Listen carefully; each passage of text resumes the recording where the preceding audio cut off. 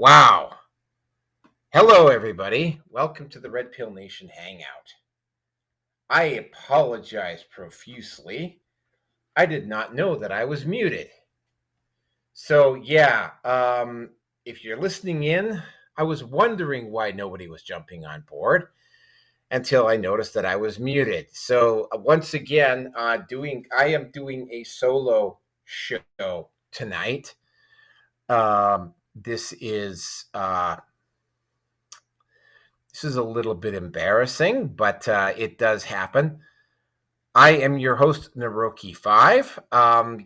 Doing a solo show tonight. I'm just going to start out by saying one particular thing, and that is that it's like, again, right, you didn't listen because I had myself muted and didn't know that I had myself muted because I'm just an absolute genius that way. I was doing a show tonight, and I was like, not said nobody if nobody seems to be around today, nobody seems to be wanting to listen. And I was also, because I had a bunch of stuff that I got caught up in about an hour and a half ago. I really did not want to do the show tonight. This is more of a show must go on kind of deal for me. Sometimes you just have to go out and you have to do the show regardless of whether you want to do the show tonight. So apologies for the low energy, and also apologies for the mental brain fart for not being intelligent enough to unmute myself till I was almost 18 minutes into the show. Because, I'm just an absolute freaking genius when it comes to stuff like this. I guess when I get around to it, I'm just going to have to edit that stuff out. Again, I'm going to have to make a note. Just the first 18 minutes or so of the show on this particular show are going to be muted out because I forgot to unmute my mic. So for those of you who don't know, in terms of size of viewership, BitChute, Rumble, Odyssey, MGTOW TV, Brighteon, and YouTube. YouTube is going to be at the very tail end of it. I have, like I say, I have archived content and I have my personal content up there. Other than that, I really could not care less whether I'm seen on YouTube or not. The other issue that I have going on is I am also at Minds, Gab, MeWe, Facebook, Getter, and TLB Talks. I also, by the way, did actually go over, unfortunately, it's not in the low bar right now. I didn't, hold on a second. I also did not, I am on Truth Social. I will probably get around to posting it up down in the low bar. Like, subscribe, and feel free to take a piece out of me because I forgot to unmute myself. So let's just get right back into the topics tonight. Topic 0. Trump has a killer week politically. Topic number 1, Jaguar Motor Company has its sales drop 98% after going woke. 2, further investigations into LA riots caused gas mask man to get charged and riot headquarters to be located. Topic number 3, split verdict on P. Diddy. Topic number 4, leftists think they finally have their evil white shooter until facts come out. I'm talking about the Coeur d'Alene shooter there, by the way. Topic number 5, major pushback on transgenders. Lilly Tino, the creepy Disney bathroom person, is now facing criminal charges for her activity, and boy, was there a story around her. And 5B, University of Pennsylvania apologizes for allowing Lia Thomas to compete and erases his school swimming records. And topic number 6, and this one's kind of like a local one for me, Danielle Smith starts the process of create an Alberta Provincial Police. Again, there's a real serious backstory around that. So without any further ado, I'm just going to get right into the right into the topics here because, I mean, again, right, I noticed that I forgot to unmute myself. So, yeah, I was going to do this last week, but unfortunately, I didn't notice what was going on until like just about an hour or so before before 247 was going to come on. Trump actually he did kick it. You know, when even TV shows like network news shows like CNN and MSNBC and CBC, where I live, had to basically suck it up and admit that he had a good week. You know, yeah, he had a good week. There's literally no arguing about the fact that he had a good week, too. First thing he did, and I did cover this because I saw it on time, is that he broke off trade communications with the prime minister of the country that I live in. And justifiably so, I'd have to say. He basically went to Carney, and Carney, we were talking about this. Carney was initiating a digital tax. If you want to know what the conversation was around that, go ahead and feel free to go have a look at it because it is time stamped on 447. He then went over and he brokered a deal between, and I gotta point out something here. Trump wrote a book back in the 80s called The Master of the Deal. And I mean, making deals, financial deals, political deals, whatever kind of deals there, is right up Trump's alley. And because it's right up Trump's alley, this whole thing he spelled out what was going to, and this is also the trend that I've noticed with Trump. He will usually tell you what he's going to do and just simply allow the individual, and he's also figured this out politically, figured out how to, he will give countries a warning, fire basically what amounts to a warning shot before he'll go in and do something. He did fire bunker buster missiles into Iran. They claim they hit the target. Network news claimed that they didn't hit MSNBC in particular claimed that they didn't hit the target. And of course, it went Israeli intelligence, which is a little bit suspect under a lot of circumstances when it comes to this issue, said that they hit the target. The issue, though, came down to, but the bottom line here is that Iran did actually come to the table and negotiated. So there's obviously, I'm going to have to conclude that they hit something in Iran. Now, did they completely destroy the nuclear program in Iran? I really don't think so. Does Iran have a nuclear weapon? Maybe. There was a study done by a guy from New York University who talked about what used game theory, which is the closest equivalent of psychohistory. If you remember what psychohistory was, if you read the Foundation series by Isaac Asimov, game theory is, I don't know whether it would qualify as psychohistory, but it's definitely it's the closest thing I can think of to psychohistory. And Iran does not necessarily have the will to use it. And Iran is not really I don't think Iran is really all that keen on risking large numbers of troops in a war, even with the Russians and the Chinese backing them up. So, yeah, bunker busters were fired.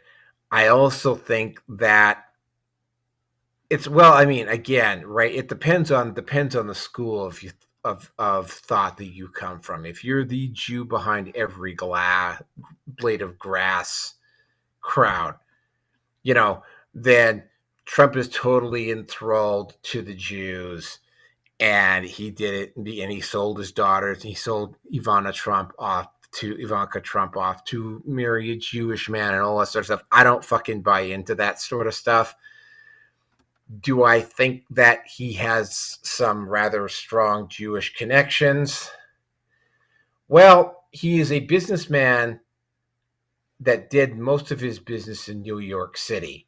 To say that there's a lot of people of the Jewish faith that do business there, and some of them are extremely wealthy, would be a bit of an understatement. So, yeah, does he have Jewish connections? Yeah.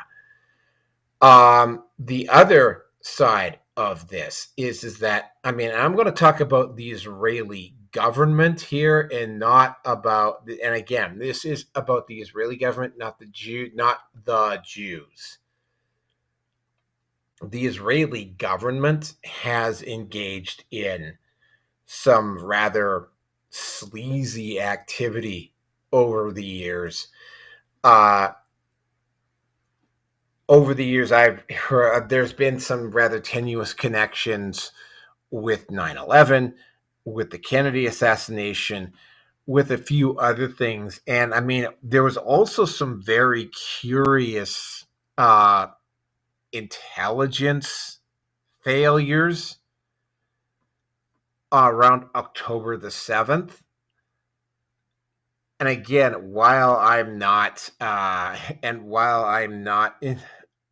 don't buy in. I've definitely called out some Palestinians and all of those individuals that have been doing all the stuff that they've been doing here in the West. By the way, anybody who thinks that we're in a fascist state, just try doing what you've been doing with the Palestinian protests in the United States. Just try going over and doing that in, say,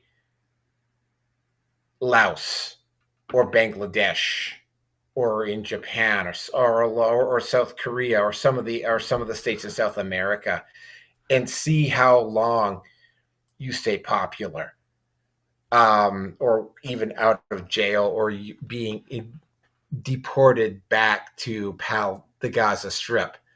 I have to point that out. Well, Trump went in after kicking my prime minister's ass. Quite happy to see him do that, by the way. Went over to Israel, I think, and this is my personal take on it. He had some rather strong words for Netanyahu, who I think probably even more so. You have to be ruthless no matter what. If you want to get up to politics of that level, you have to be ruthless. I have some rather strong speculation that Netanyahu's an actual full-blown psychopath. And I do not know how it is he's managed to stay in power almost 2 decades, but he has. I think he read the Riot Act. He made his intentions with Iran very well known, and he brokered a deal. Then, of course, he immediately got on a plane and flew down to Central Africa. So what is going on in Central Africa? Well, in what used to be Zaire, now known as the Congo, there has been a long-standing war going on there over resources. Now, the only major resource that I know rare metals is one of them. Cobalt is another one. The United States needs access to some of the rare earths that it can get from this region, because the only other place they can possibly get it is China. And for obvious reasons, I don't think China is a particularly good place to be getting strategic materials from. So he went down to Central Africa, and he made himself a deal with with all of the conflicting parties in Africa, and at least for now, there is peace in that area. Now, I'm going to point out something because this is something that I heard on the Charlie Robinson show about Central Africa. There's way too much wealth in that area. China wants in, the United States wants in. There's going to be some good old fashioned democracy and regime changes and all of that other political instability that you've seen in other parts of the world where the United States has interfered. But you're also going to see China doing it as well this time. You're going to see a whole bunch of regime change and democracy coming to that part of the world. I have heard that there is and apparently enough gold in Rwanda right now to actually like almost double the supply of gold that's out there, like even more than South Africa. And by the way, South Africa is the Saudi Arabia of gold. Although Canada does pretty well in that particular regard as well. So yeah, it's in Trump's best interest to go to Central Africa and broker a peace deal with the warring parties down there. Not, I think, out of altruism. I think there's twofold reasons for doing it. One of them being that the United States actually needs access to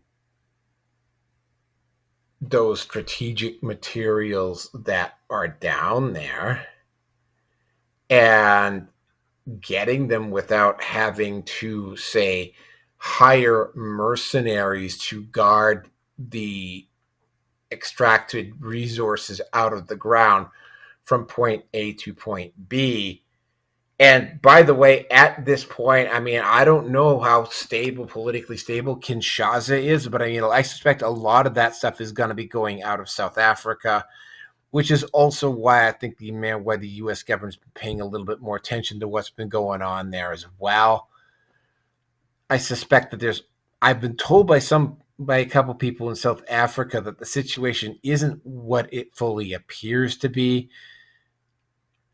I really don't know. Suffice to say, though, is that if this stuff makes the mainstream news, it probably makes the mainstream news for a reason. But yeah, there's multiple reasons, and I think what it boils down to is that you're going to probably at some point in the next few years, you're going to start seeing more stories coming out of that particular part of the world. Too much wealth there, and two, that would be the Chinese and the BRICS bloc and the Western bloc. Too much money stands to be made, so they're both kind of greedily rubbing their hand palms together, looking forward to it. And I mean, Trump brokered the peace deal to stabilize it, also to guarantee U.S. access to those supplies. The next thing he did is that he went over to he met up with the leaders of NATO, and he laid out the law about budgets, military budgets, and military spending, and that he requires the allies in NATO to actually, pony up on resources for their armed forces so that the United States doesn't have to spend much. A lot of what Trump is doing. And I mean, it's like when you start looking at it, almost all of it revolves around finances and redistribution of the assets and resources of the U.S. government. He took most of the money that he saved from when Elon Musk was in Doge and just basically redistributed the money. And by the way, yeah, he also it's currently in the Senate. It's passed the House. The big, beautiful bill has passed the House. So it's in Senate right now. So that is also a win for him as well. But going he was able to do that because he put money on it. I also suspect, and this is a discussion that's also come up in Canada as well. It's like, we're in NATO. Why? Yeah, like, I mean, if you want us to defend you, then it's like, could you at least get your armed forces up to the minimal commitment that you said you were going to get them to when you agreed to join NATO in the first place? Uh, Pretty much every country buckled under almost immediately, except Spain put up a little bit of a fuss. They might, again, I don't know how much of this is actually going to go through. I mean, a lot of countries will just say yes, and then they will come up with an excuse down the line as to why they couldn't do what they needed to do. So yeah, the whole thing with that, it's like, but I mean, again, right, came in, took names, kicked ass, didn't do anything to Zelensky this time around. Zelensky's hasn't been, and the Ukrainians themselves, I've noticed, have not been nearly so arrogant and demanding of the U.S. government since Zelensky had his little visit to the White House a couple of months ago. That can only be a good thing. So, there's that as well. And the bottom line is that, while the mainstream media did try to minimize the use of Trump using the bunker buster missiles on Iran, and that they made the claim that this didn't really do anything, the fact that the Iranians came to the table after Trump did that kind of suggests that it did work. Just saying. Like, it kind of suggests that it does work, that it did work. Long story short, and again, I left this out because I left this out last week because I knew if we started getting into this, we would probably have gone on. And for instance, I've gone on 20 minutes to go on 23 minutes about this one. And if I had done this on last week's show, it would have gone over 3 hours. I'm trying to make an effort to kind of like limit the amount of time that I do that I put on these shows from this point forward. If I'd put this on last week's show, it would have been on after well over 3 hours. It's like, yeah, when even the opposition, the mainstream media, the cable network news, admits that you had a good week, you probably had a good week. So my observation from this is that, in particular with Iran and Israel and Central Africa, that Trump played to his strengths. And what I mean by Trump playing to his strengths is that, again, right, Trump wrote a book back in the 80s called The Art of the Deal, right? Trump's biggest strength is negotiation and working out deals and being able to communicate things in a way to get stuff done.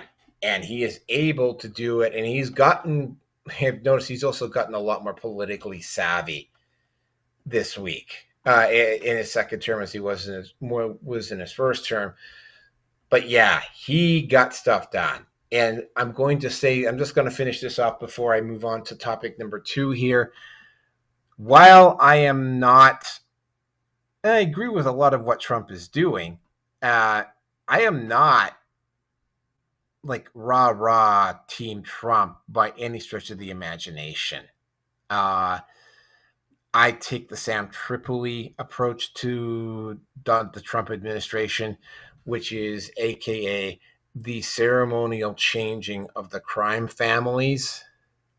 But, not Team Trump, but I mean, yeah, he came in 2 weeks ago, he came in, took names, kicked ass. And I really don't care if you think I'm a Trump stooge.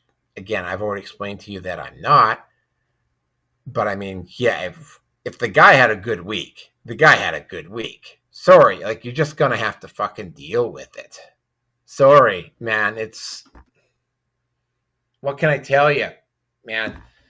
Uh Trump keeps doing this on a regular basis for the next couple of years.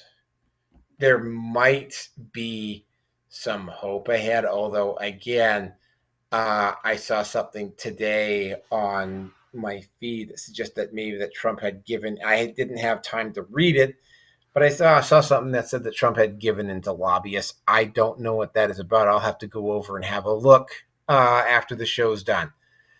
But yeah, like I said, there's nobody else commenting on this stuff tonight, so that is it for this particular topic. So we will go into topic number 2, which is the Jaguar Motor Company. Okay. Now, Jaguar, if you remember what happened, how this anti-woke pushback first occurred in the media, what ended up happening is that, and I'm going to go back to Bud Light, was Dylan Mulvaney. It was about March Madness, and Dylan Mulvaney put an appearance in and did this rather short commercial, and people started demanding and asking questions. And one of those questions was, well, what the ever living fuck does transgenderism have to do with Bud Light? It had a massive pushback against it. There was it knocked Bud out of the top spot. A lot of people stopped drinking Bud Light, and it had an impact. Now, the mainstream media here in the North America tried to minimize the amount of damage that was done, but I mean, the damage was definitely done. I think probably and this has also happened with Harley Davidson the following year, Sturgis, is that nobody went to those booths. Nobody went to the Bud Light booth in 2023 at Sturgis. Nobody went to the Harley Davidson booth in 2024 at Sturgis. And it was devastating. Planet Fitness also was another. There were a number of companies. Planet Fitness chose to double down. There has been a few, but none, and I mean none of these companies did anything as stupid as the woke rebrand that Jaguar had. Now, if you've seen this Jaguar ad, it came out a few months ago. It doesn't mention cars at all. And the people who produced this ad doubled down on it, and they tried to justify it. And they did all of the things that, called the people who were being critical of it homophobes and istophobes and whatever fucking else you want to mention about them. But I mean, they tried everything. But it didn't really appear at the time as though it had any type of an impact. Well, the numbers came out for Jaguar this week, and sales are down 97.5% or 98%, all over a single ad. And by the way, this particular ad did not have a single car in it. It had the pink and blue ones. It actually inspired me to do the commercial, the Jaguar 6969, which you probably heard me comment on a few times. But, it was like, yeah, I mean, I was kind of like a little taken aback when Mulvaney did what he did. I will freely admit I was a little taken aback. But, what really hit home with Jaguar was the fact that they did this despite what they saw happen to Bud Light, Jack Daniels, Tractor Supply, Home Hardware, and a number of other, Budweiser, another one, and all of these, and Planet Fitness, and a few, and I'm probably missing some, or maybe I've repeated myself. I'm pretty tired tonight, so I really don't know for sure. But they saw this despite the lagging numbers and the financial hits that each of those companies took. Jaguar chose to go out and do what they were doing anyway. So what really, I suspect, at least what really put me off of it, was the fact that, it's like, like, what planet do you live on? Like, do you not see the pushback? Do you not see what's going on with those other companies? You saw it, but like, and again, I talked about this last week as well.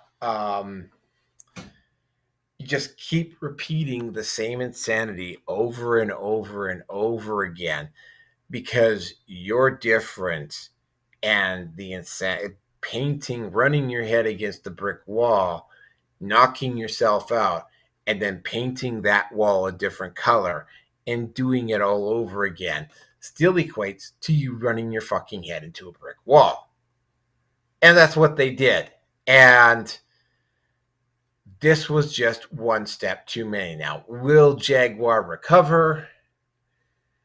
You'd like to think so, but I mean, like, you're still seeing a lot of wokeism in advertising right now. So is there gonna be a turnaround?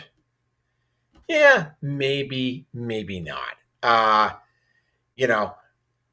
don't think Jaguar as a company is going to survive very long if they're only making 2% of the sales that they were making before the ad came out. And I don't think they can stay silent over it. So yeah, if you want to go and get yourself a Jaguar 6969 in hot pink, be my guest. Just remember who it is you're supporting.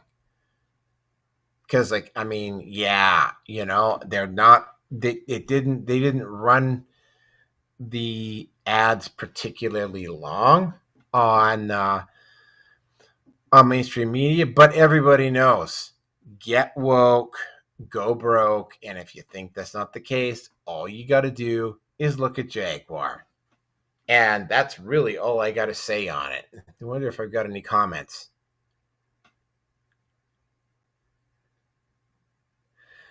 Okay. All right. No problem. Yeah. Thanks for listening. Thanks for listening tonight, Roger. No problem. Anyway, so that concludes that particular topic. So let's move on to topic number 3. Okay. So the issue with topic number 3 is it's becoming really, really obvious that, I mean, even though it's not making the media anymore, that the riots and the protests around ICE are continuing unabated. Now, there was one particular scene that came out of the ICE riots, and that was the individual who posted up. Let me just see if I can find it here. Yeah, I'll use this one. But I mean, the individual who was seen posting up handing out gas masks from the back of his truck. That guy got caught. Turns out he had direct ties into a union, a leftist union that was benefiting directly from what was going on there. He got arrested for doing that. And thankfully, and graciously so, I might add. And, the whole thing with that particular thing is that it also, because they have continued to protest, what has ended up happening is that people who aren't involved are starting to get pissed off. And there was this one woman who all she wanted to do was sleep, but they wouldn't do that, and they wouldn't shut up, and they wouldn't be quiet, which, I sleep through pretty much anything, but yeah, some people are very light sleepers. I get that. So the whole situation what ended up manifesting is that this particular woman followed these protesters back, and she found out where their central headquarters was, which was a bit of a surprise. It turns out that they're in a quiet it's almost like a suburban area of the greater LA area. And there's a lot of propaganda posters and whatnot outside their building. But, it proved that the riots were being organized and coordinated. And as if the guy who got arrested for selling the masks wasn't enough. That it's like, again, we talked about the gas masks a couple of weeks ago, right? There's only one place that you could get gas masks in bulk like that, and they just happened to come, and that would be Walmart. And it turns out that one of the major stockholders at Walmart was a believer.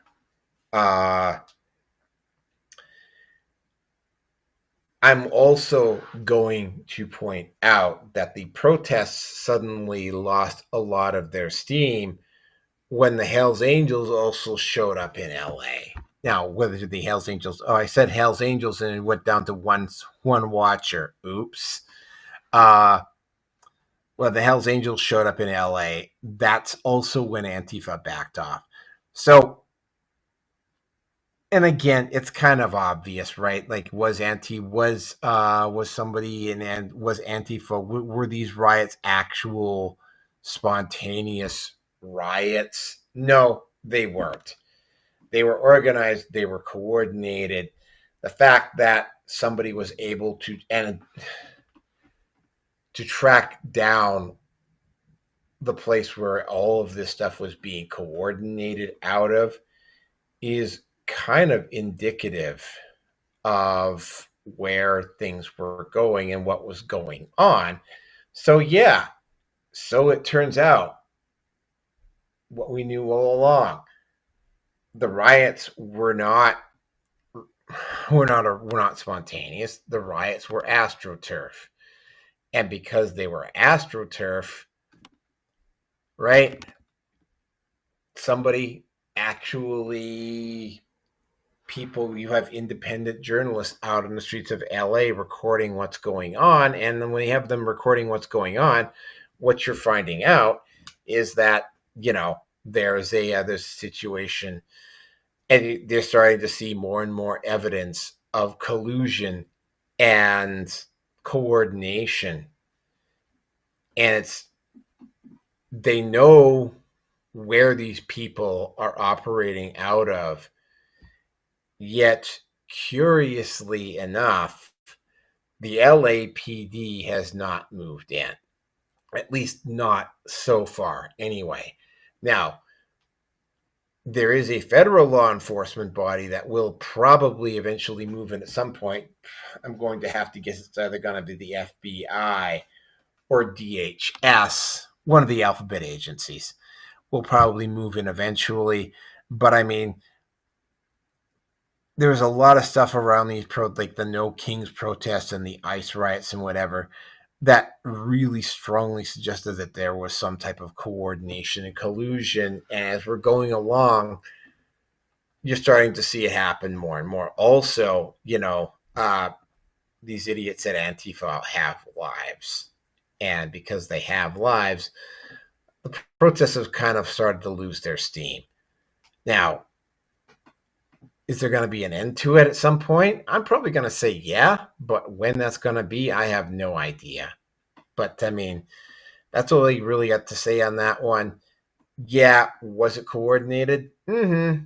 Probably more than likely it was coordinated. Surprise, surprise. If you've been listening to me for a while, it probably shouldn't come as any sort of a surprise to you. But anyway, with that, I am going to get into the next one. Okay. Now, hold on a second.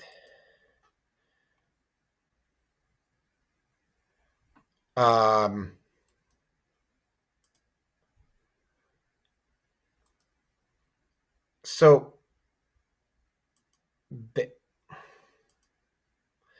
there was a trial going on for P. Diddy. Now, I have been hearing stuff from lawyers and whatever, and what apparently was going on here is that they were using RICO statutes. RICO statutes have a very broad, I'm talking about P. Diddy here, by the way, have a very broad status when it comes to prosecution. They don't have to get you on every single crime. They only really have to get you on, I think it was 2 of 6 or whatever, in order to send you to jail. They don't have to get you on everything. And even if they do get you on everything, I mean, it's like, yeah, basically the more charges that stick, the more time you spend in jail. No, there were 2 charges specifically against Diddy where they had him dead to rights. And that was human trafficking, and the other one was trafficking crossing state lines. The other stuff they really could not get him on. Now, the way the trial had been proceeding, and by the way, I am no legal scholar, but it looked, we were speculating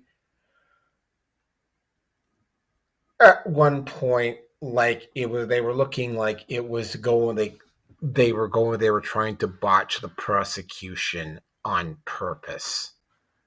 Now, once it started getting into it, the botching of the prosecution kind of disappeared, and it looked like once the weight of all of the people who were testifying against Diddy came to the fore, that it looked like they might actually be like, again, right? They only have to get him on.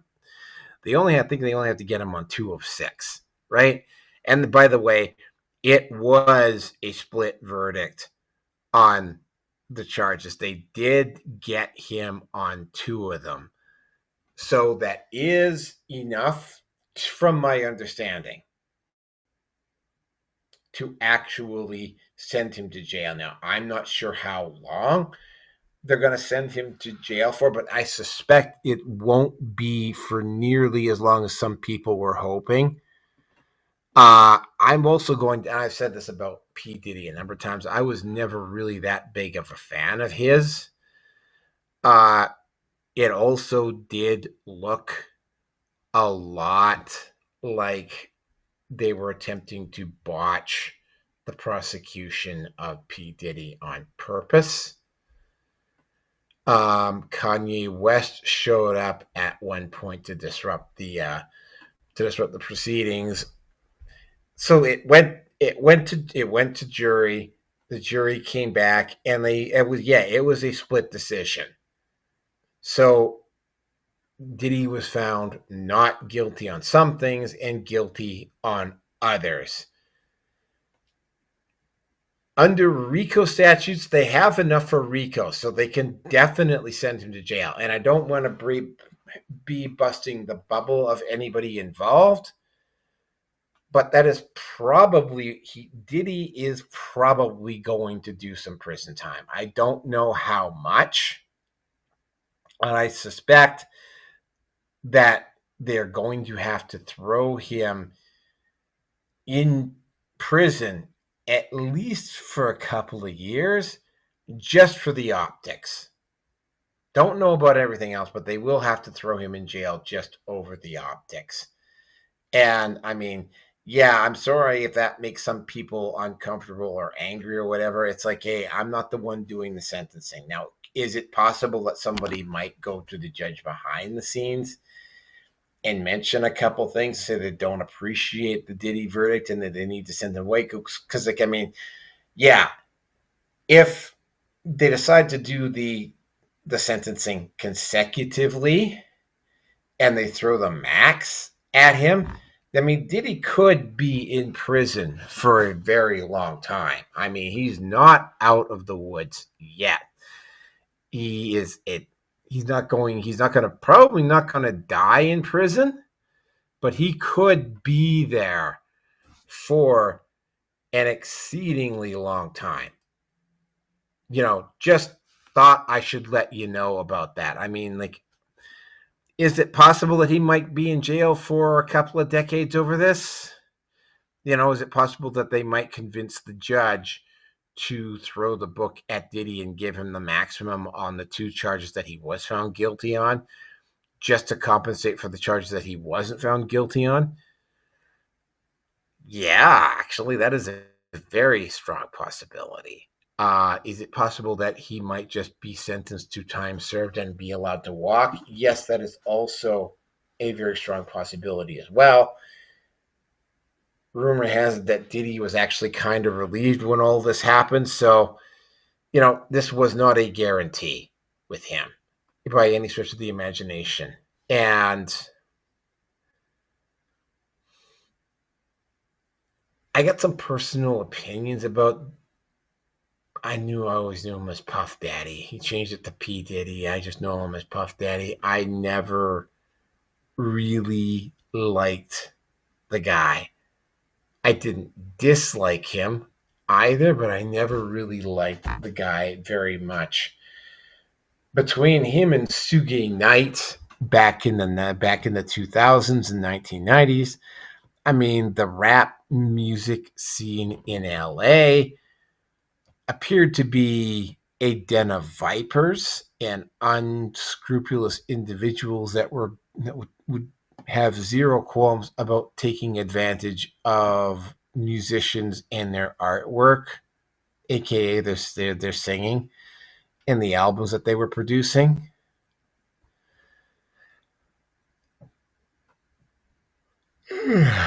Yeah, I am tired tonight, which is why I didn't want to really do the show tonight, but I did anyway. The whole thing is that,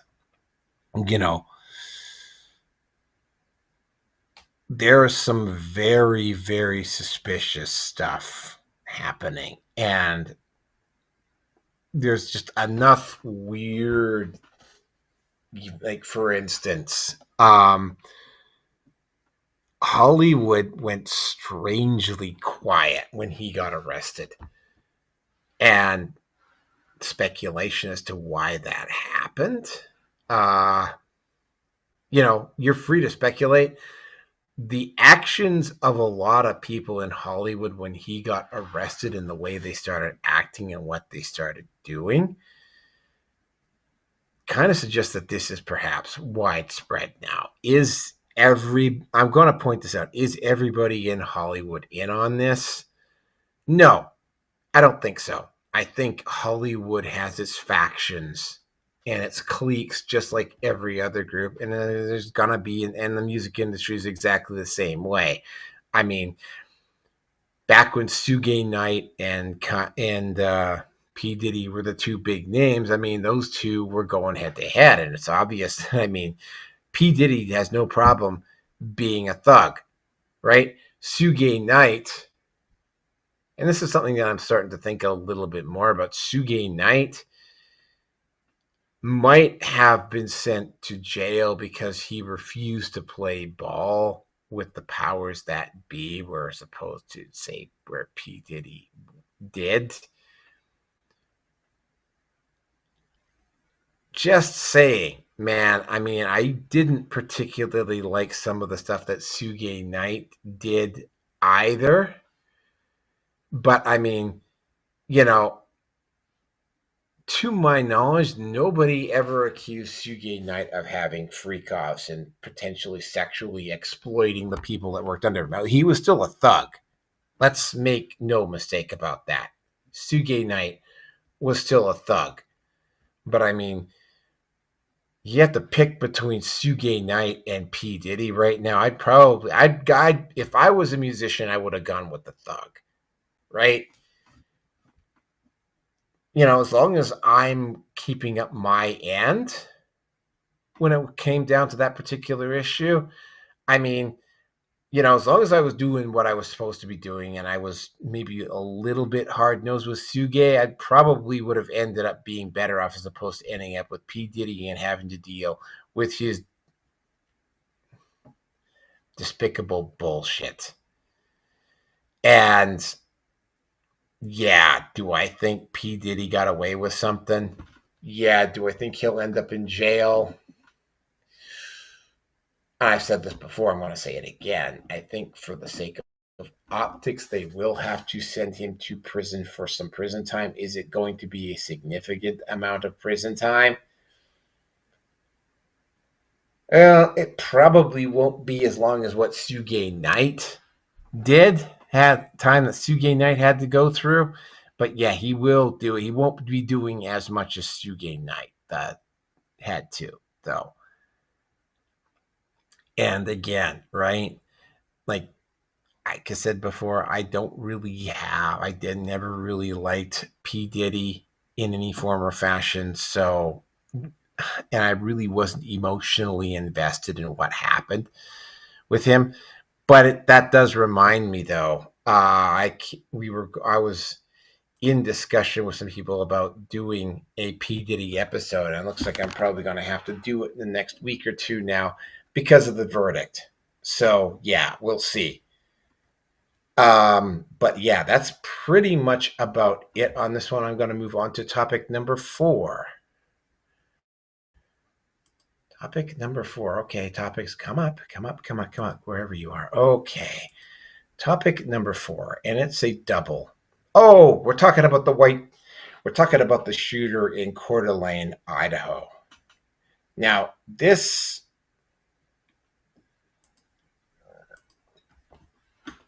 is an individual who had mental issues. What happened is, and what appears to have happened is that the shooter, who goes by the name of Wes Rowley, set a fire, potentially called the fire department, and when the fire department and the police arrived, he started shooting at them, and he killed a couple of them in an ambush. The police showed up, same thing happened. Eventually, they got to him. It took about 6 hours for the whole incident. Rowley took off, killed himself, and several wounded firefighters, memorials, and the usual stuff that took place. But here's the thing, right? He was a white guy going on a shooting spree against authority figures. All of a sudden, I got to point this out. All of a sudden, leftists are suddenly really, really super concerned about the lives of police and firefighters.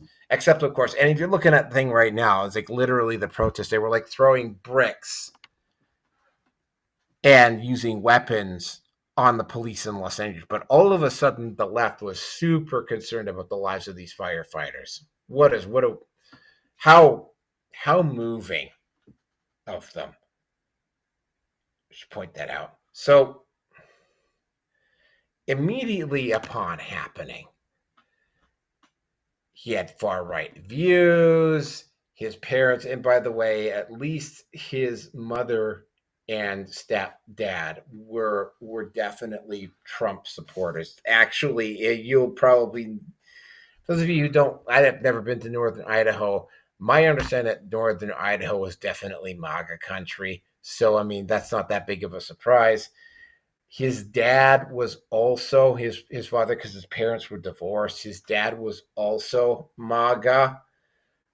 And it looked like, because the left has been just chewing at the bit for years to get that evil white shooter that is a straight white male, and they finally got him. And they couldn't make it stick, just like they couldn't make the shooter in Minnesota stick either, because as it so turns out, upon further review, if his parents were MAGA, then why did they issue restraining orders against their own son? Yeah, that's kind of hard to dance around. There was just a whole bunch of circumstances around Wes Rowley that kind of suggested that he had maybe even possibly rejected his parents' values when it came to quote unquote Trump. So, yeah, all of a sudden, all of that stuff just stopped and it went away. And it went away because the details came out. And that, by the way, the details came out because there was independent media that was doing the fact checking. If you had relied upon the mainstream media, I have zero doubt in my mind that they would have tried to pass this guy off as a MAGA white shooter, and they would have had their man. They would have had the unhinged white male MAGA supporter that they've been looking for. Unfortunately, or fortunately for us, but unfortunately, that didn't work out for them. He just turned out to be a psychopathic fucking nutcase. And the whole thing just died. Here's the thing, and this is something that I have to point out to some people that are listening, that are going to be listening to this later on. At some point, there is going to eventually be a shooter that matches this profile. And while that is not on anybody listening to this, you need to potentially be ready. And I mean, I'm not going to know, like, for instance, if somebody had come to me and said, well, this guy is inspired by the red pill, blah, blah, blah, blah, blah, blah, blah. So I was like, oh, well, first of all, what branch of the red pill? Right? Like, contrary to what you might think, the red pill is a metaphor. It doesn't. And each person's journey into the red pill is a personal journey, one that they have to take for themselves. Broken down, the red pill is nothing but information. It is how the individual interprets that information that is the issue. And if the guy turned out to be red pill, it's sort of like, oh, gee, that's too bad, man.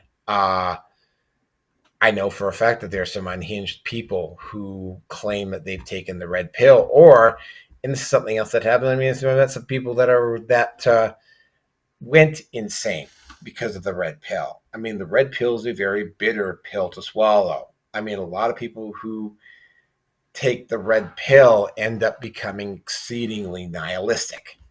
Now, Wes Rowley never there's been no connection between them. What I'm saying here is that at some point there is going to be somebody that's going to come along and match that description. And you have to be ready. You can't really get into apologetics about this, because you cannot take on the actions. You cannot explain away the actions of another person that you've never met who may or may not have been involved and whose political and social views were, and this is something that I've noticed with some of these people, just have political and social views disturbingly close to what I believed, right? But I didn't go out and do the things that this person did. When that happens, and I'm going to say when, I don't know when it will happen, but when it happens and somebody drops it on your lap, sorry, it's not my problem, right? Every movement has its unhinged individuals. I didn't know the person.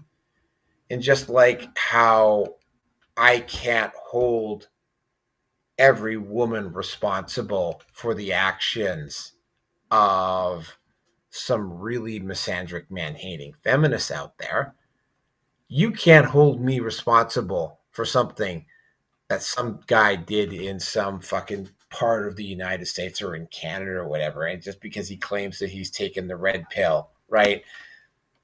Yeah, never met in all likelihood, statistically, never met the guy, didn't know the guy. How they process the red pill is up to the individual. And if you are already mentally insane, the information that you get from taking the red pill, based upon my feelings and reactions when I first took it, it's a bitter pill. It is a very bitter pill to swallow. And, if you have to take it, yeah, it can be a bit of a rough experience. And that is just me as a normal, well, I won't say normal. I fucking would never describe myself as normal. Would I even describe myself as sane? Oh, am I sane, folks? Get back to me on that one. Am I sane? But I mean, again, I'm not homicidal. I'm not somebody that's going to go out and shoot somebody because of whatever reason. It's like, what, it just never even crosses my mind, but yeah, when this happened, just like the previous week when they had those Democrats get shot by that lone white gunman who had a roommate of his who made it a very particular point to bring in the fact that this guy voted Trump, and they tried really hard to try and push this. It's very, very odd. They tried to push the fact that this guy was MAGA, even though he quite clearly wasn't, because, for one, I don't think Tim Walz would be employing MAGA supporters by the fucking truckload. Especially somebody as mentally unstable as the guy who did all those shootings in Minnesota. So take care of yourself. Take the red pill. Be prepared for the potential nasty feedback and feelings and emotions that are going to come up from taking the red pill, because I can absolutely assure you that taking the red pill is a very harsh experience, and it's very hard to emotionally process. You know, and I'm going to go even further. Is that if this individual West Raleigh had been maybe if maybe people there hadn't maybe demonized the red pill in the manosphere, maybe West Raleigh could have gotten the support that he needed to not go and do the things that he did. All right? Every decision a man makes is wrong currently. Right? And a lot of people don't know. That's all I'm going to say about that one. All right, moving on. Okay, topic number 4. Sorry. Topic number 5. Okay, this one is the pushback on transgenders. So, yeah, this one was kind of a little disturbing. Lilly Tino, who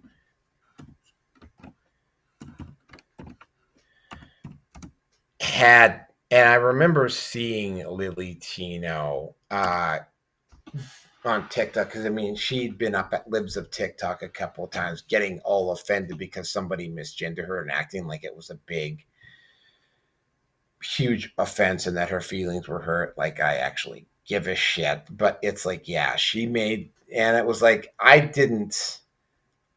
again, I don't listen to these people's content. I have no desire. And this is something that I'm starting to get more and more into in my life, is do not suffer the fools, right? I aim my stuff for the people in the middle and for the people on our side. I'm not, say, Andrew Wilson, where I feel like going after them, although occasionally I do, right? But I mean, I don't go around trying to engage in blood sport the way, say, Andrew Wilson does. But Lilly Tino finally perved too close to the sun, and the state authorities finally put their foot down. To absolutely nobody's surprise, by the way, he was doing this, and I'm going to just say it was a he, right? Because it was a he. I don't care if Lilly Tino gets offended because I fucking misgendered her. Like, send me a message, Lily, and I'll send you a quarter so you can call someone who fucking cares. Because I don't. You're a guy. When they fucking look at your bones after you're dead, they're going to say that you were a male. When they take your fucking DNA, it's going to be XY. Hey, you can fucking say biological sex versus gender. It's like, no, man, it's like XY chromosomes. You're a man. Period. End of story. Shut up. And the whole thing on this is that she got caught. Well, she was like she was literally standing outside. Oh, you're okay, Cornelis? Okay, hold on a second here. Let me see if you're up there. Okay. Welcome aboard, V.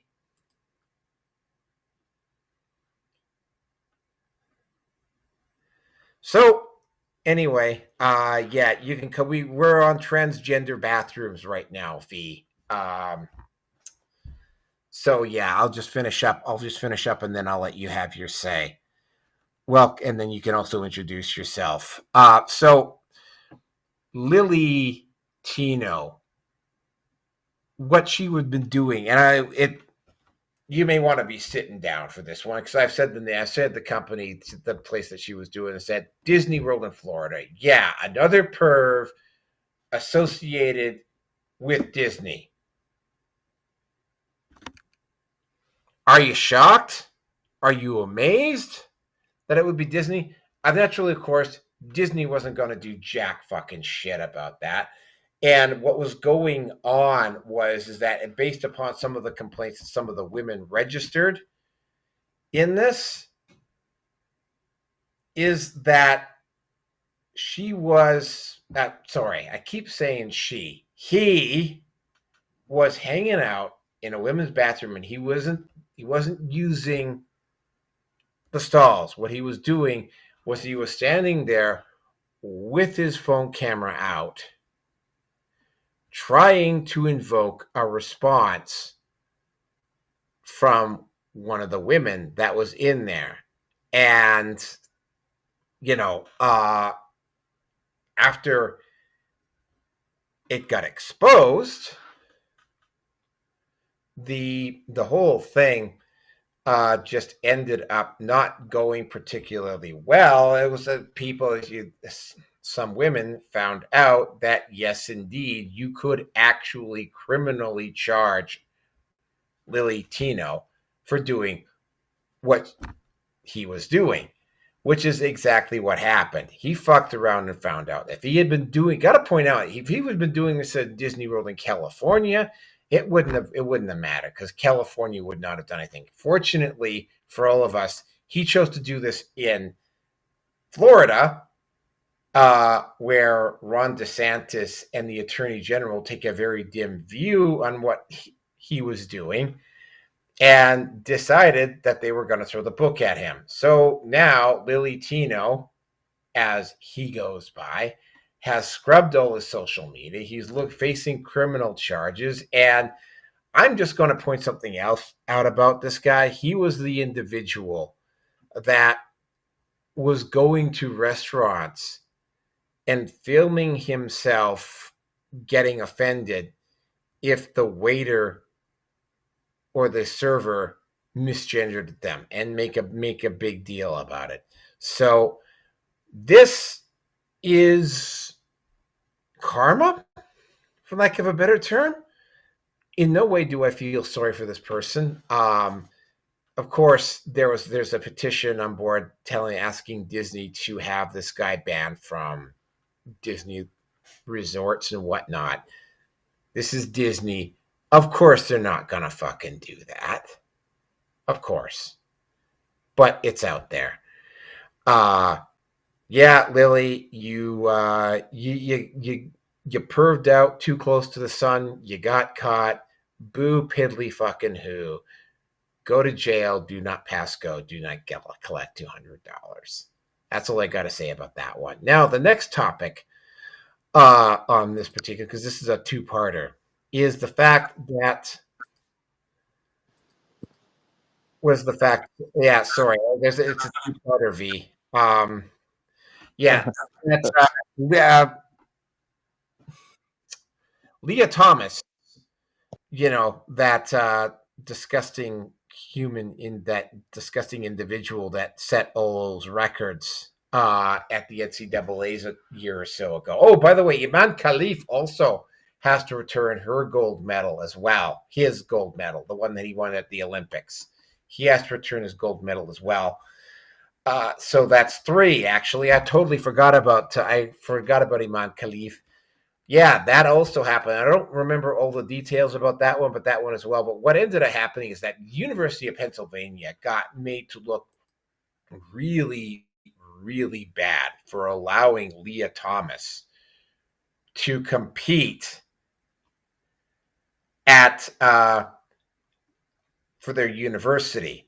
And they got some really major egg on their face, and obviously they have been getting a lot of blowback for what they've been doing, what they chose to do.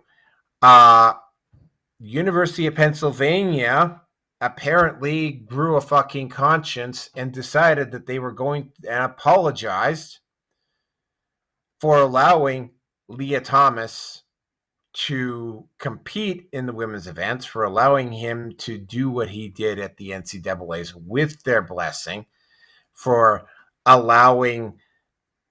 forcing, and by the way, I can't believe I'm saying this as a man, as making women uncomfortable in women's spaces. When it comes to me in female spaces, I don't give a shit. I'm not interested in going into them, so I don't, right? But I mean,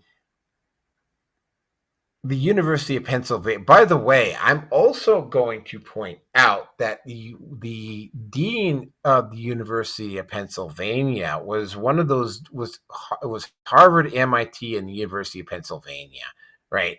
They were the three. I think there were those were the three that were subpoenaed and had to go testify to Congress about the actions that they have been taking part in when it came in regards to transgenders and protests and whatnot. And the dean of Harvard and the dean of Pennsylvania University, I think that's the other one, they both were removed. Obviously, the new dean at Pennsylvania University has a somewhat better view of the situation than the previous one, because it was very, very clear what was going on with that particular, which is probably the reason why Lia Thomas was able to do that. And by the way, Lia Thomas didn't just stop when the Olympic Committee decided, well, no, we don't have a transgender event at the Olympics, you can't compete. Lia Thomas actually took this to the international courts to force the Olympics to allow him in. This, by the way, would have been the Olympics in Paris, the ones where, Iman Khalif won his gold medal by beating up other women, where the opening ceremonies had a guy who was allowed to show his fucking dong on national television. And by the way, that was absolutely done on purpose. But Lia Thomas tried to use the course to force his way into the Olympics.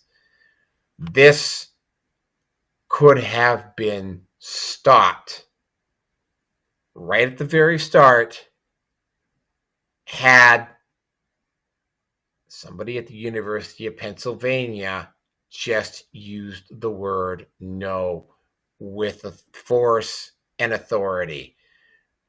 Just like how at the Olympics, if somebody had by the way, those Olympics, they also had two convicted sex offenders also that were allowed to compete at those Olympic Games, as well as the bad food and the bad athlete housing and so forth. There was a lot of stuff going wrong at the Olympic Games in Paris. As far as Iman Khalif, and again, I totally forgot about her. I'm going to have to include that in when I get around to editing this content on Rumble when we're done. Boxing has an internet, just like MMA. Boxing has an international following. The way it works when it comes to voting boards is that there is a third world majority vote. Most third world countries have, at least non-Western countries and Eastern Bloc countries, have rather traditional, I would say traditional, they've got the actual same views when it comes to what a man and what a woman is and what a family is. And,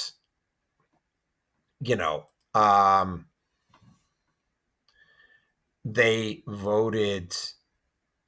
I'm not sure what happened with Iman Khalif because I didn't look, but I'm having to imagine that they probably went back to the Olympic Committee in Paris, or they went to the IOC, and they raised a holy stink about it, right? And that basically they're going after Iman Khalif to get the gold medal back. Again, right, there was a lot of skeevy fucking shit going on at those Paris games. And with that, I am done. V, welcome aboard. Introduce yourself. Yes, well. Introduce yourself and go ahead and talk. And I'll be quiet so I won't go over you. So go ahead. Can you hear me? Yep. Introduce yourself and then comment on the topic. All right. Well, okay. I'm V, host of the Red Pill Hardcore radio show, which is still on hiatus. Uh, I'm also the special projects director of TLB Talk. I am a director with TLB Media overall. Uh, yes, and I'm still currently in transition. I am at I guess you can call it boarding spot where the owner here is a old traditional lady who happens to also be some sort of woman liberal whatever her rules and all that, and so she's a total asshole, and she's in the background trying to make as much noise as humanly possible because she doesn't. So just if you hear things, that's why. Um, yeah, no respect. Um, yeah. So, would you say, Naoki, you have to be sitting down for this one? Well, when it comes to transgender bathrooms, that's not a requirement. Um, Oh, hell yeah. Continue. yeah. Well, I mean, Lia Thomas. I hate that she has that name. It has that name because I have a relative with the same name who's actually a female. um, yeah, so it's like I just have to refer to him as an it. And I believe in its right to go to the Olympics, go to the transgender Olympics. That's hey, I got no problem with that. Go to transgender Olympics. Uh, I think there should also be a politicians Olympics. You know, we can see Pelosi doing the stroke with her big floppers bouncing about, right? Hell, let's not stop there. Let's have a prison Olympics. I want to see the I want to see the serial killer, the serial killers event. Everybody gets a shiv. You know, I would pay money to go and see that. Okay. Oh, well, here's an idea. Pedophile hunt off, right? Yeah. You release certain numbers of pedophiles into the wilderness, and each country has its gang of hunters, and they go out and they get these people, preferably the Hollywood pedos. The most dangerous game. Yeah, I. Too bad you didn't get here in time. It's too bad you didn't get here in time for the P Diddy part of this. Well, your chats are muted on my phone for some reason, and I could not find my headphones, so I'm on speakerphone, which means I've got about an hour's worth of battery. So yeah. Well, here's the thing. I'll let you comment about P Diddy after this topic because I think that's one that I think is probably right up your alley. And then we'll get into the last topic of the night because the last topic of the night is basically a Canada topic anyway. So yeah, Okay. I'll give you a shot at P Diddy. Well, I I don't. So I'm actually not up on the news with P Diddy. Can you explain to me what happened? Okay, well, are you done with the transgender stuff? Yeah. Yeah. Okay, all right. Well, yeah, he was found guilty of some of the charges, but he was found innocent on some of the other ones. So it was a split verdict. The only two that he appears to have been found guilty on were the ones where they pretty much had him dead to rights. The other ones, there just wasn't enough evidence, and it again. We're gonna. By the way, I have Friday off this week. I am gonna have to just like get this out of the way. I'm just gonna have a P Diddy special on Friday, just to get it out of the system. Yeah, And by do yeah, that. so yeah, and then I'll set it up and whatever, and we'll just go on Friday. But yeah, that's what ended up happening. The two charges that they had him dead to rights on, he was found guilty of those, but the other ones wasn't, and there was just a whole bunch of stuff that was going on around that. It looks almost like they were botching the trial on purpose. Well, money talks, BS walks. You know, I was actually thinking to myself, if with all these rich white dudes that come up in this exact situation, none of them have seen jail time. You know, Well, uh, the, Epstein got sent to jail. He also got probably killed in jail. But yeah, Pete did. I'm going to be curious to Epstein was see what on happens hold for with. trial. Yeah, well, so was P Diddy. It's like Yeah, yeah, but I mean yeah, Epstein. I don't know what's going to happen. He might. There's two possibilities here with P Diddy. One, there's a range here. One, they throw the book at P Diddy because he could still end up doing a significant stretch of jail time for the two charges that he's been had. If they sentence him consecutively, he yeah. could be in there from like 15 to 20 years. Still, that's the maximum.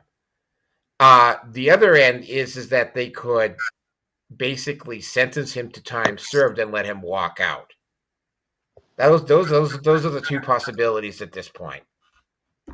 Oh man, if he gets time served and walks out, some heads are gonna roll. I'm going to go with they're going to go with the optics, and they're going to sentence him to some time for the optics. But he's Uh-huh. basically going to be allowed, but it's not going to be like a huge amount of time. Well, if he He has might get just this suicided amount too, of by money the left, way. if he's got some money left, he's gonna pull out some hitters, and some people are gonna die. Oh, I have absolutely no doubt about that. I'm just saying, yeah. Oh yeah. To be honest with you, if I were him, I would have done that before the trials even started. Well, I mean, he did. I mean, we'll be covering this on Friday. He does have a rather suspiciously high body count, like even more than Epstein, right? So, Yeah. and it's like, and I was also mentioning about him versus Suge Knight, and I mean, Suge Knight was a thug, but I'm starting to think that maybe Suge Knight got sent to jail because Suge Knight wasn't willing to play ball with the authorities. Well, Suge Knight, oh, Suge Knight is real gangster. He's like an OG. Um, he killed people himself. He didn't necessarily have to hire people. He will kill you himself. He will choke the life out of you. Um, so I think they just had too much overwhelming evidence. Well, here's the thing. I mean, with people like Suge Knight, and I know because I've had dealings with people like this before. As long as you're being straight up and honest with them, they'll return the favor, right? If you try to rip them off, though, yeah, you're in a world of fucking trouble. That's what I've noticed with people like that.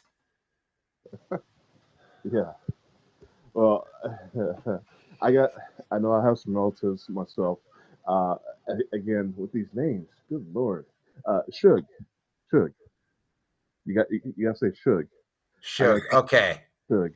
Yeah, I got cousin Suge. So Suge Knight. Yeah.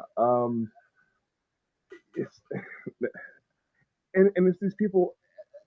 Street cred. And it's all about that. It's all about the cred. You want to keep some of that cred. I don't think. I know Suge Knight wanted to go and do a bid for a certain amount of time. I don't think he wanted to do life. So I think he kind of slipped up there as well. Trying to get that little soft medium spot where he does a few years and he comes out and he's got everybody on the street scared. So yeah. That didn't work out for him. He got put away for a long, long, long, long time. I don't think he's coming out for the next, what, 30, 35 years? Oh, he's in there for he might die in there. Yeah. So, uh, But I again, based upon what I'm seeing, because I mean, between him and Diddy, I would have if I had to pick between Suge and Diddy, I'd be going with Suge. You know, I yeah. mean, yeah, she's a thug, and he'll kill you if you rip him off. But I mean, at least he wasn't a fucking degenerate fucking pervert who fucking raped kids. And rape grown men, too. Yep. Oh, man. Some of those stories, man. Just dudes just in the orgy. Next thing you know, they blacked out. They wake up with baby oil covered all up in the asshole. Yeah, that's horrendous, man. And the thing about dudes, you know, a lot of dudes will not report that. They're gonna take their sore behinds and they're gonna pretend like it never happened, which I think is what P Diddy was kind of hoping on. But that allure of money, though, you know, if you bend me over and take me to Pound Town, and you got more than $20 million in your pocket, oh yeah, I'm telling the whole world, I'm coming for your money. So you know, may may Lord, maybe just not even let that happen. Just let's not let that happen. I'm like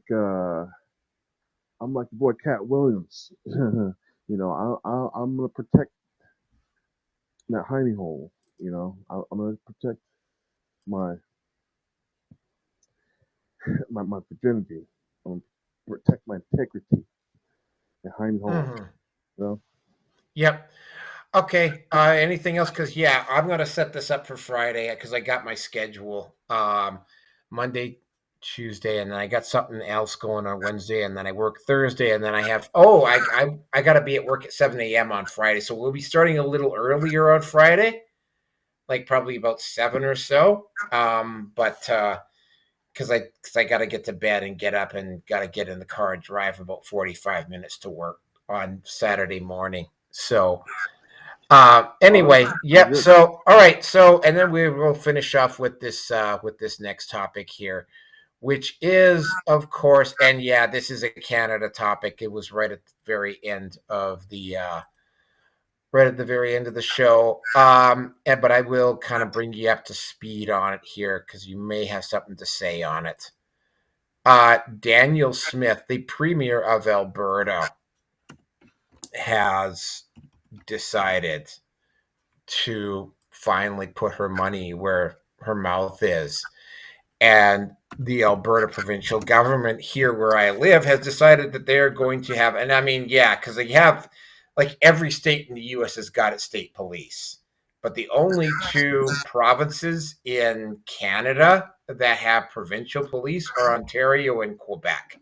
Now, there's a couple of reasons why Danielle Smith is doing this. One is that if Alberta does separate, and right now, if the vote were to take place today, it would be a coin flip as to whether Alberta would be staying or going. It gets gone. It gets like the support for independence in Alberta has just shot up rapidly.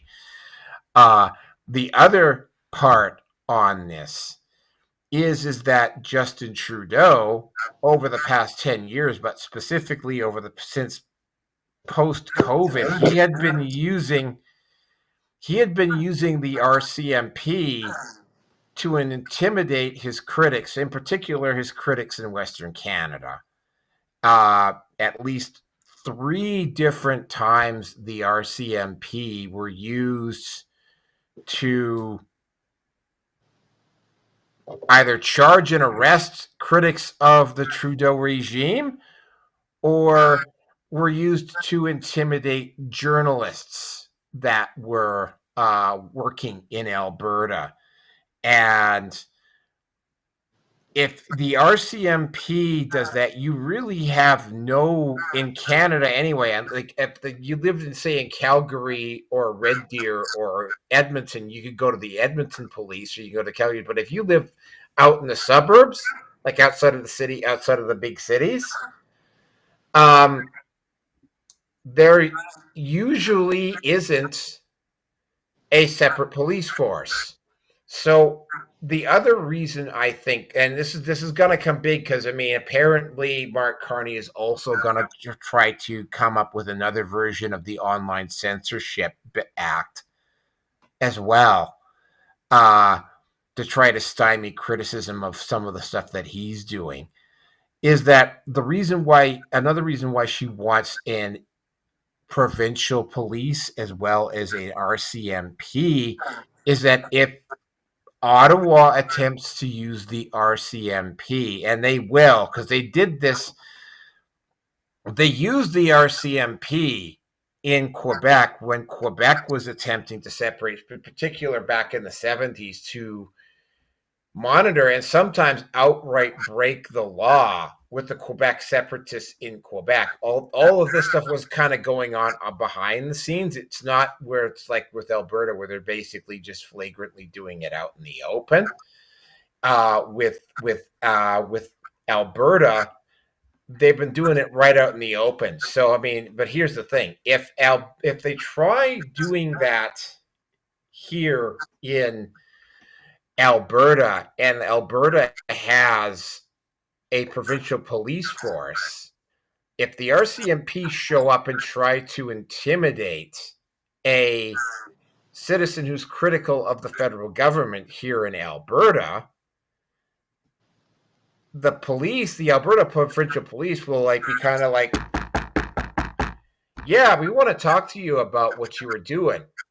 Why were you trying to intimidate? Why were you trying to intimidate our critics?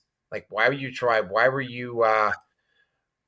you talking to this person? Why were you doing that? Do you have a reason? Who sent you? What is the specific charges, right? Basically, if you tried to, say, for instance, get the RCMP to talk to me and there was an Alberta Provincial Police, I would go to the Alberta Provincial Police and report the RCMP to them and give them the specific numbers of the investigating officers to get actual straight answers. Who the fuck sent you? Do you right? have one law there? What? No, we don't have Ontario and Quebec have provincial police, but we don't have state police. No, we don't have state police. No, there's no functioning equivalent of state police. There's the RCMP, and the major cities have their own police forces, but there's no, except for Ontario and Quebec, there is no provincial police force. Okay. I know I know it sounds kind of amazing when I tell Americans that, but that's exactly what the situation is up here. Okay. So yeah. Also, again, right, if Alberta does decide to leave, they are going to have to set up their own they're also going to have to set up their own police force anyway. And yeah, they will actually have the money to do it. So you might as well go ahead. There's also an issue of in rural areas, there's a deficit of law enforcement with the RCMP in rural areas of Alberta. So they need to beef that up a little bit. So there's a number of reasons for doing it. The optics look like Danielle Smith is basically attempting to support Alberta independence, but I mean this is stuff that I think was long overdue. And again, had Trudeau not used the RCMP to intimidate critics of his government in Alberta, I don't think this would have happened.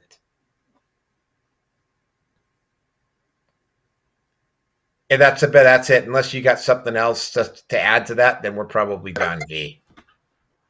So, the knocking on people's doors. Now, but what about warrant law? Because police, here in America, police want to come and talk to you, and they knock on your door. Oh, it's the same thing. Oh, go ahead. Yeah, you don't have to talk to them. By the way, though that particular section of the law still holds in place, right? Um, You have Bottom to ask line, them to knock at your door. yeah, you don't have to let them in, right? Unless they have a warrant. Yeah, same thing as the U.S. Okay. Yeah, so I would be, I'd tell them, yeah, I've got, but I will defend my property and you need to get off of it right now. You don't have a warrant. They love hearing that. Yeah. And yeah, definitely push the issue. And so you have it in your constitution, your provincial constitution that you can vote to break away. Yes. Yeah, it's I think it's literally the one of only maybe a handful of countries on the entire planet where you can constitutionally like say, yeah, we're out. You have to have a vote, obviously. It has to be done democratically. But yeah, like it's one of the few countries on the planet where you can actually physically do that. Okay. Wow. I thought that. Yeah. So kind of like the U.S. All right. Well, I mean, if we decide to become, if we decide to leave, my personal favorite option at this point would be to become a territory of the U.S. Just because China's gonna come in here like fucking white on rice if Alberta separates, and if I have to pick between China and the United States, the United States wins hands down. I think most people in Alberta will say the same thing, but China will, because they've been doing it in BC for years now. They will absolutely try to fucking get in here. Try to get up, to try to bring that baby oil over. Try to get up in you. Yep. Yeah. Well, independence. I hope there's independence and nobody has to take over the territory because if there would be someone to take over the territory, the main Canada, main Canadian government, they're not gonna like whoever takes over that province, and it's gonna be breaking off of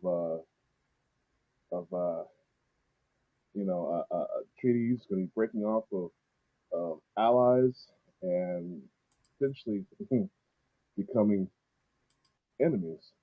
So I don't know.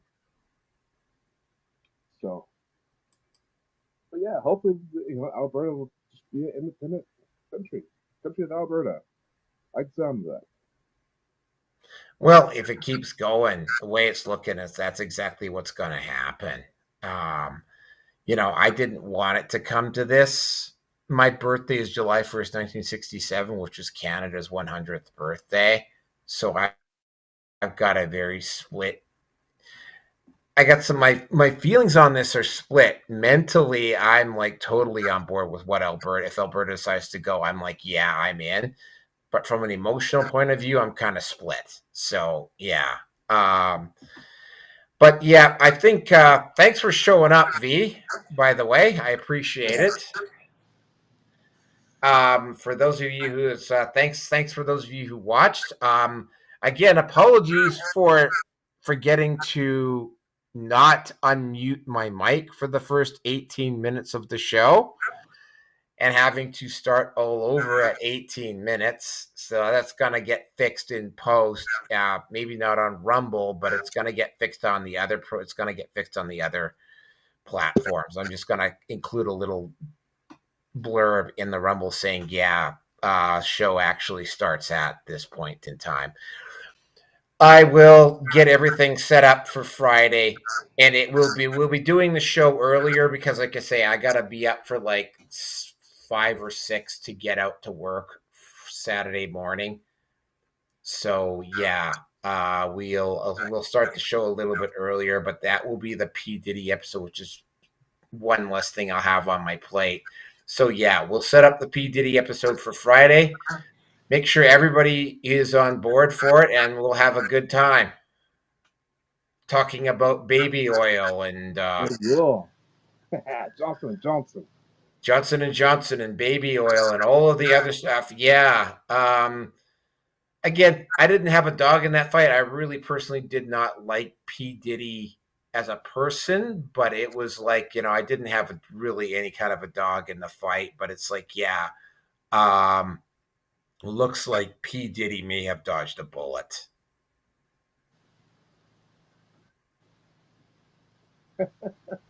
Yeah, well, that's more than his male victims can say. Yep. And by the way, I had AI design me a new logo. This is the new logo. Have a look at the screen there, V.